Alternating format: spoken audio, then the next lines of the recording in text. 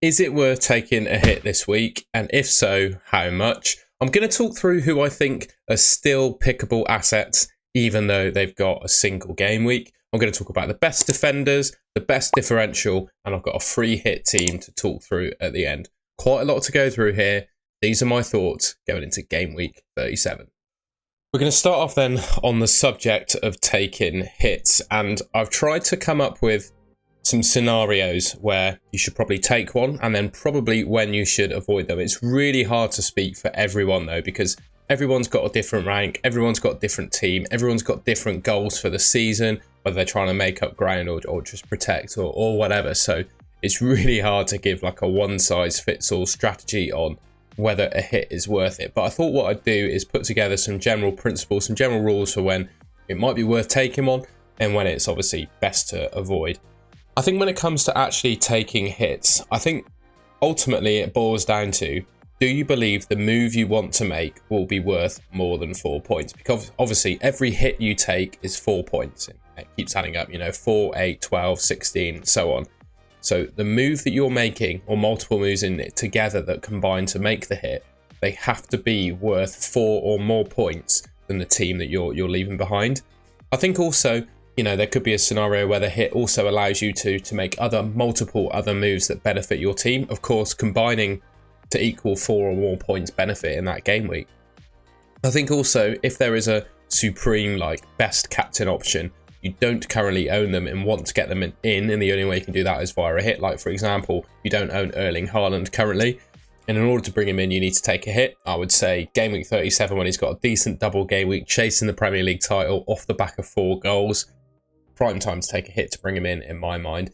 And also when using it in conjunction, taking a hit in conjunction with playing a chip, right? Chips are going to maximize the number of points you get in a game week. They're going to, obviously increase your sort of baseline level of points. And in order to maximize the use of that chip, you might want to take a hit in order to do so. So I think those are some circumstances where you can certainly look to take a hit. When best to avoid? Well, I think particularly with game week 37 in mind, it's when you're hitting out what I would suggest are good players with 1 fixture for average players that have got 2. I think prime example, game week 37, taking a hit to remove someone like Mo Salah, albeit, he's got Aston Villa, for James Maddison, who's got Burnley and Man City in a double. We've seen in game weeks gone by, double game week 34 obviously not being an example of that, it was a fantastic double. But previous game weeks, some of the doubles have been really quite disappointing, and I just have a feeling, Spurs out of form at the moment. If you're selling Salah to James Maddison for a hit, I don't think that kind of move is worth doing. Usually in my mind, anything more than a -8 makes me feel uncomfortable. You could probably stretch to a -12 with a chip, but any more than that, I really question if the moves you're making are really going to bring you the points to reward it. And again, just a general principle point as well. Yes, double game weeks come with their upside, but I wouldn't get too carried away with it. We've seen in game weeks gone by this season, they can be disappointing. I spoke briefly about good single game week assets when talking about whether you should take a hit or not there. And I think there are some genuine opportunities to go a bit different, either pick a single game week assets or just explain the point that there are some assets I wouldn't really want to sell. And I've highlighted here in green some of the fixtures where, teams only have a single, where I still think they're worth picking. Bournemouth against Brentford at home, likes of Solanke, etc. 90-minute man on penalties. Bournemouth still playing well right to the end of the season, or at least it appears they are. I wouldn't be looking to rush Solanke out of my team because I think he could do well against Brentford. If you're playing your bench boost or whatever, I would not be too worried about having him on my bench. And if I was looking to maybe hit him out for someone like Højlund, João Pedro, someone of that level, I don't think I would be doing that. Everton against Sheffield United. Obviously, Sheffield United already relegated. Everton, just like Bournemouth, they seem to still be playing to a decent level despite being safe and kind of season over really for them. I do think they can keep a clean sheet against Sheffield United. So if you've got someone like Pickford or Branthwaite in your team, I would really argue, is it worth selling them for a double game week asset? If you're selling them for a Spurs defender potentially, is that really worth it? A Brighton defender on the other hand as well, that, you question what Brighton got. Chelsea and Newcastle, you really question if they're going to keep a clean sheet in those two, or whether it's just worth going for Everton, who've got a really nice fixture and could well keep a clean sheet in. Crystal Palace, are in really good form at the moment. Obviously off the back of beating Man United 4-0, they're playing really well under their new manager. Mateta, Elise and Eze are on absolute fire. They got Wolves away. Wolves at the moment I don't think are in the best form themselves, so if you've got someone like Mateta, Elise, Eze for example, I wouldn't be too worried about selling them. Keeping them. I think they'll be just fine. I wouldn't be looking to sell them. Arsenal have got Man United away. We all know how poor Man United have been recently. Arsenal could conceivably score a fair few goals against Man United, as well as potentially keep a clean sheet. It's obviously a little bit inconsistent when Man United actually show up. They tend to do okay against the good teams at Old Trafford. It's not really hard to get motivated for a game like that, right? So there is a little bit of a risk with that, but we all know Arsenal are the best defence in the league and are the top scorers. So, you know, likes of Saka, Ben White, Gabriel, Saliba, they're all worth probably keeping hold of, because I'll go back to Spurs and Brighton as an example. I think across the two fixtures, Brighton Spurs clean sheet odds kind of match where Arsenal are just for one game week. So I wouldn't be too worried about keeping my Arsenal assets. And then Villa and Liverpool. Liverpool not looking that great defensively at the moment. I'd back Aston Villa to score. I think Ollie Watkins could have a good game there, particularly considering, you know, they're still fighting for top four. And Liverpool, you know, the likes of Mo Salah, who a lot of people will probably be selling, myself included, I think, but only to fund other good moves in my team. You know, if you were on the verge of wanting to sell Salah or not, imagine having Salah as a differential in a game week, and he could well be that in game week 37, right? So I just want to reiterate the point that yes, it's a double game week. Some assets might be quite exciting, but some of the tried and trusted single game week players could still do well this week. Now, I've had a few questions, people asking me who do I think are the best defenders to bring into your team, and I've got to say, I'm a bit pessimistic when it comes to defenders, but I think it's really slim pickings this week. Outside of probably the Man City and Chelsea defenders, maybe Pedro Porro from Spurs, who obviously offers a lot of attacking upside, I think it's really slim pickings. And even when you get to Man City, right, I think the optimal way to own Man City players for double game week 37 is probably not to have a defender. In my mind, to maximise points, I think Foden, De Bruyne and Haaland is the best triple up when it comes to Man City. So yes, of course, I think their defenders are probably the strongest looking at the game week ahead. But, you know, do I think that's the strongest way to set up your team? Probably not. Regardless, I think the top defender for the game week, I agree with the expected points here according to Draft Town. I think it's Guardiola. I think he's absolutely nailed down that left back spot for Man City, and we all have seen how good he is from an attacking perspective. Kyle Walker, I think, is nailed on at right back as well. Club captain now, you know, so important to what they do defensively. He's just not quite as good going forward as Guardiola. Honestly, outside of Walker and Guardiola, I wouldn't hang my hat on any of these other Man City defenders starting regularly. Akanji and Ake can quite easily, in my mind, be rotated with someone like Ruben Diaz. So I wouldn't hang my hat on them starting. Then we get onto the Chelsea defenders. Chalobah's up there just with his goal threat. You know, you can't really back him to start. I think Cucurella is probably the most nailed on Chelsea defender right now. Gusto's up there too, but just with his injury record in recent game weeks, I think Cucurella probably the strongest Chelsea defender.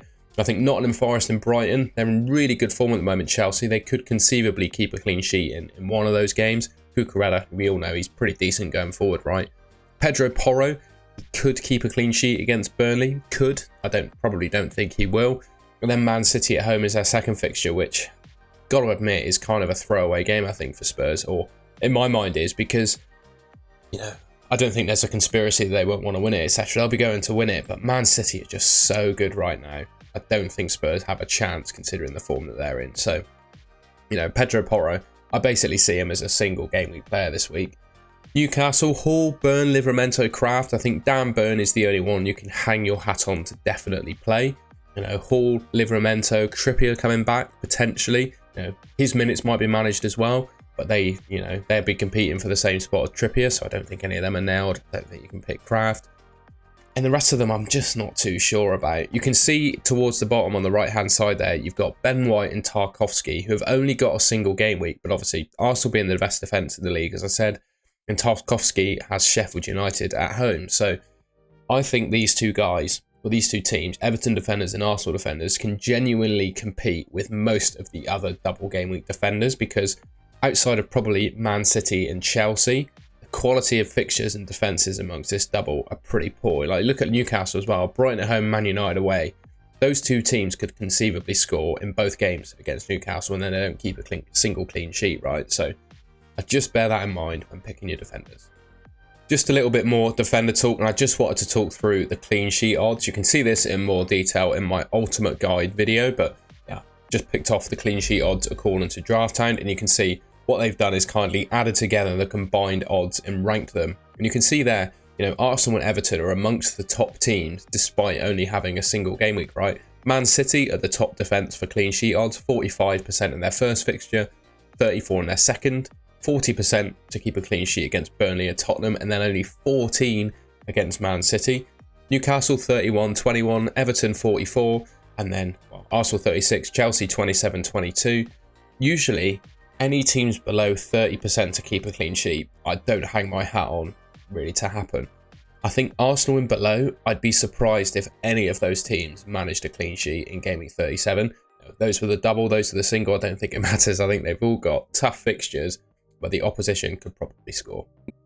Now, given my all-round sort of negative view of defenders, when talking about differentials, other than Kieran Trippier, who I kind of already mentioned, I don't think there is a really, really strong differential defender. So my differentials are kind of going to be focused across midfield and the forward line, which I think ultimately, these players are the ones that are going to score you the most points anyway. So if you're looking to go different, I think I would only really do it for a midfielder or a forward anyway, considering, we looked at the clean sheet odds. We all know who the best defences are. I don't necessarily think it's worth going different in defence. Richarlison is the first one I wanted to talk about, currently sitting at just 2.8% ownership. I do expect that to change, of course, ahead of Game Week 37. It might have already gone up with people making early transfers since I actually did the graphics for this video. But with Werner being injured, Ben Davies being injured, I think it means Richarlison is pretty much nailed on to start for Spurs. I've just noticed that whenever he plays, particularly when he plays as a number 9, he looks really, really dangerous with Son on the left. And I think the best Spurs front three right now is probably Son on the left, Richarlison through the middle, and Kulusevski or Johnson on the right. I just think he's probably going to play both games of the double. Like I said, I do expect a few to buy him ahead of Game Week 37, so that ownership will probably go up.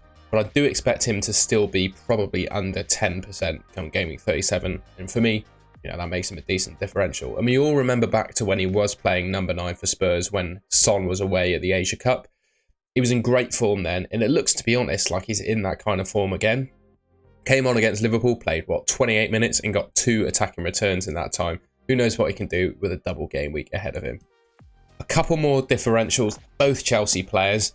But I think Conor Gallagher and Madueke are in really good form at the moment for Chelsea. Looking at their expected points totals there, they look pretty good. I think Nottingham Forest and Brighton, at least from an attacking perspective, are 2 decent fixtures for Chelsea.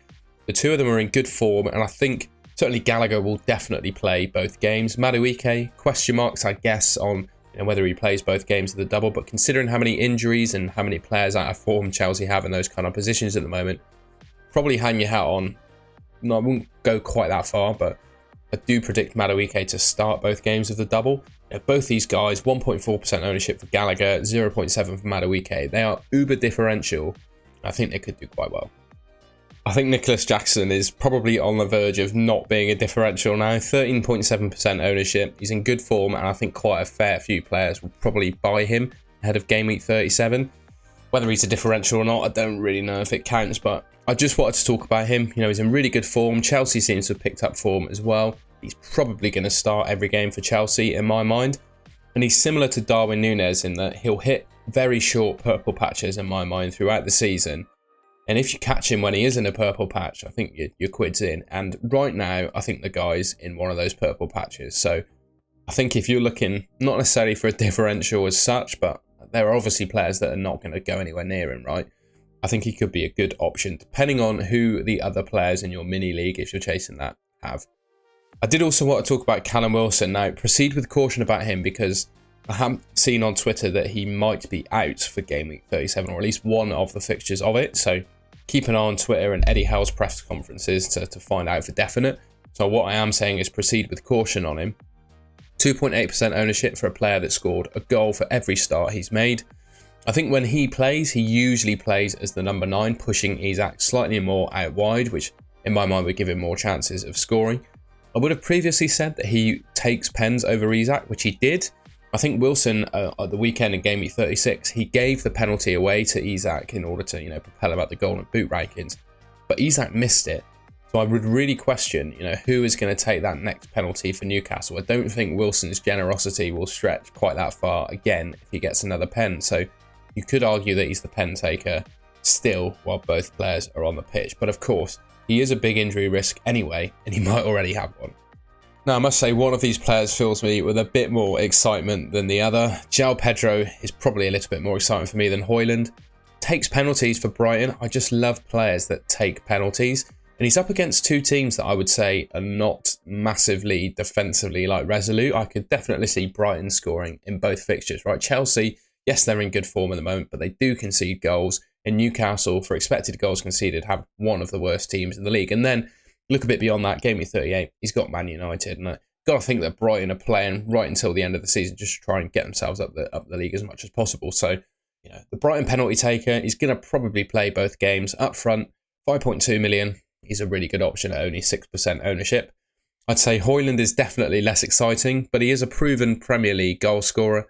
However, in my mind, I just don't think I can quite go near him. Arsenal in one of the fixtures, who are the best defence in the league, and Newcastle in the next one, who I think will give them a really good game. So I'd probably question if I would really want to go for Højlund. If you want to go super differential, I do think Pedro will be far more popular than Højlund when it comes down to the actual deadline for game week 37. But if you want to go different, these two guys I think are good options. Alright, and that's the end of the video. Bit of a busy one on the thumbnail there, but I just think there are so many things to go through ahead of this game week. Hopefully I've ticked off the key topics that people wanted. I put out a post on YouTube a couple of days ago asking for topics that people wanted covered. So I'm hoping this largely covers those. Let me know in the comments though, if there's anything I'm missing, feel free to ask and I'll endeavour to get back to you. If you enjoyed it, please leave me a like rating. Consider subscribing if you're new around here and want to see more content from me. Thank you very much for watching, and I'll see you in my next video.